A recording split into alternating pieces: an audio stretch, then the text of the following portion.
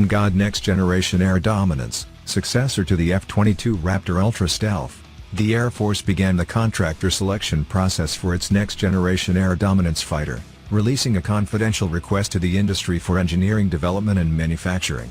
In a release, the service said it hopes to award contracts in 2024.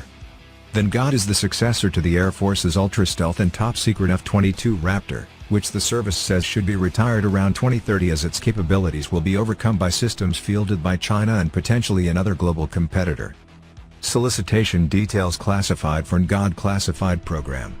But the Air Force noted in the release that the solicitation specifies expected requirements for the aircraft, which is intended to be the world's first sixth-generation fighter. The NGAD platform is a critical element of the air domination systems family, representing a generational leap in technology over the F-22, which it will replace. The NGAD will include attributes such as enhanced lethality and the ability to survive, operate and adapt in airspace, all in a highly contested operational environment.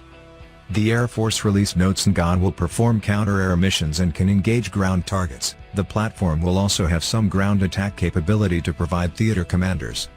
The NGAD program strategy seeks to stimulate and broaden the defense industry base, requiring an open architecture to drive future competition.